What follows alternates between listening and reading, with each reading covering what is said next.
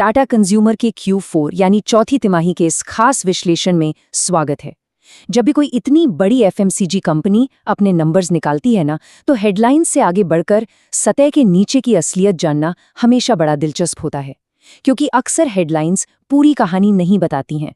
तो चलिए बिना किसी देरी के सीधे इसमें डाइव करते हैं और समझते हैं कि आखिर इन आंकड़ों के पीछे असल में चल क्या रहा है।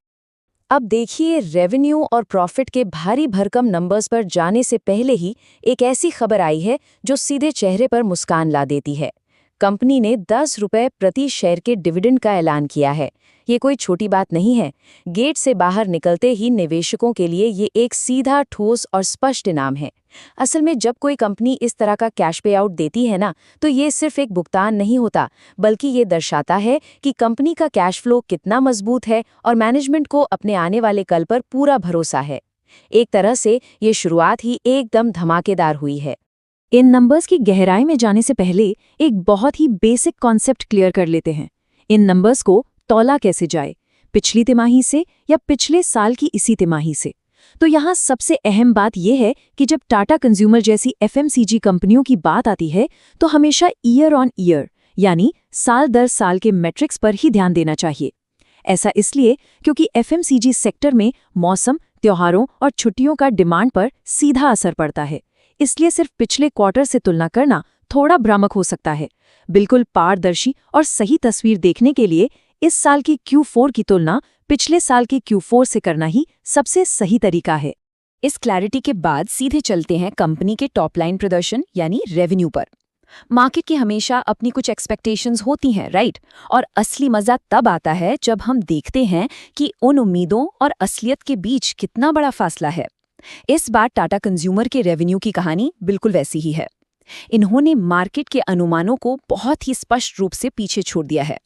आइए देखते हैं ये गैप आखिर कितना बड़ा है। पिछले साल Q4 का रेवेन्यू करीब 4,680 करोड़ रुपए था। मार्केट के जानकारों ने अंदाजा लगाया था कि ये बढ़कर 5,266 करोड़ तक जाएगा, लेकिन असल रेवेन्यू कितना आया? 5,433 करोड़ रुपए। जी हाँ, ये साल दर साल लगभग 18% की एक बहुत ही जबरदस्त छलांग है। कंपनी ने सिर्फ पिछले साल के नंबर्स को ही नहीं पछाड़ा, बल्कि मार्केट एनालिस्ट के सेट किए गए ऊंचे टारगेट्स को भी बहुत ही आराम से क्रॉस कर लिया। और ये बेहतरीन तरीके से दर्शाता है कि मार्केट में टाटा कंज्यूमर के प्रोडक्ट्स की डिमांड अभी भी कितनी सॉलिड है।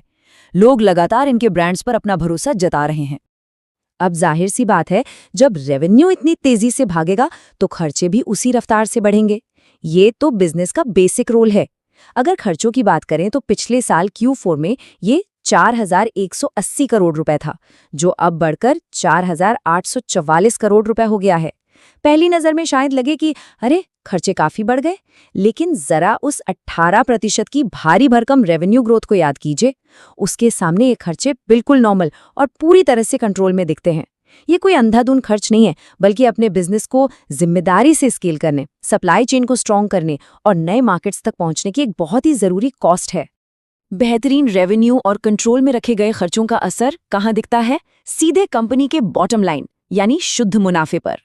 रेवेन्यू नंबर्स तो धांसू हैं ही, लेकिन इस पूरे विश्लेषण की सबसे ज्यादा रोमांचक कहानी नेट प्रॉफिट के आंकड़े सुनाते हैं।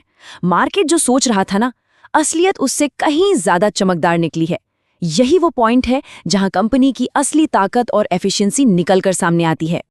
अब इन आंकड़ों के बारे में जो सबसे दिलचस्प बात है वो ये कि प्रॉफिट की ग्रोथ ने रेवेन्यू की ग्रोथ को भी पछाड़ दिया है। पिछले साल नेट प्रॉफिट 407 करोड़ रुपए था। सबसे हैरान करने वाली बात पता है क्या है?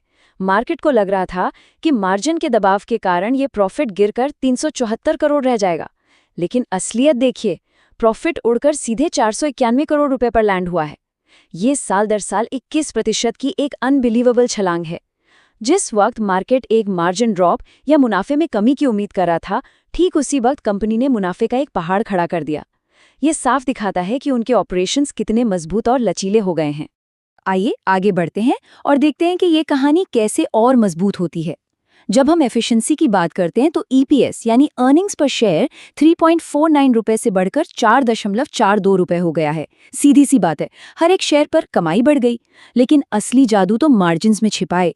ऑपरेटिंग मार्जिन 10.23% से बढ़कर 11.16% हो गया और नेट मार्जिन भी 7.57% से आगे निकलकर 7.80% हो गया है। इन परसेंटेजेस का सीधा सा मतलब ये है कि कंपनी सिर्फ ज्यादा सामान पैक करके नहीं बेच रही है, बल्कि उस पूरे प्रोसेस में वो पहले से कहीं ज्यादा कुशल और प्रॉफिटेबल हो गई है। टॉप लाइन ग्रोथ बहुत ही शानदार तरीके से बेहतर मार्जिन्स में कन्वर्ट हुई है। तो अगर इन सभी टुकड़ों को एक साथ जोड़कर देखें तो एक एकदम क्लियर और निष्पक्ष तस्वीर बनती है। रेवेन्यू में 18% की तेजी, मुनाफे में 21% का भारी उछाल, मार्केट एस्टिमेट्स को बुरी तरह बीट करना, लगातार बेहतर होते मार्जिन्स और ऊपर से शेयरधारकों के लिए प्रति शेयर 10 रुपए का सॉलिड डिविडेंड। सच कहूं तो बिना किसी पूर्वाग्रह के सारा डेटा यही चीख चीख कर कह रहा है कि ये नंबर्स हर एंगल से आउटस्टैंडिंग हैं। एक all around positive performance. Company ने वाकई हर मोर्चे पर अपने झंडे गाड़े हैं। नंबर्स देख लिए, उसके पीछे की एफिशिएंसी को समझ लिया और ये भी जान लिया कि कैसे टाटा कंज्यूमर ने मार्केट की सारी उम्मीदों को धराशायी कर दिया। लेकिन अब एक बहुत ही बड़ा, सबसे अहम सवाल खड़ा होता है। जब शेयर बाजार खुलेगा तो वो इन असाधारण नंबर्स का क्या प्राइस टैग तय करेगा? क्या ये धमाकेदार परफॉर्मेंस स्टॉक में एक नई रैली शुरू करेगी या बाजार पहले ही इन चीजों को प्राइस इन कर चुका है? ये एक ऐसा सवाल है जिसका जवाब हर कोई जानना चाहेगा। इस खास विश्लेषण के अंत में यही सोचने वाली बात छोड़कर जाते हैं कि आने वाले दिनों में मार्केट इस पूरी कहानी को कैसे डाइजेस्ट करेगा।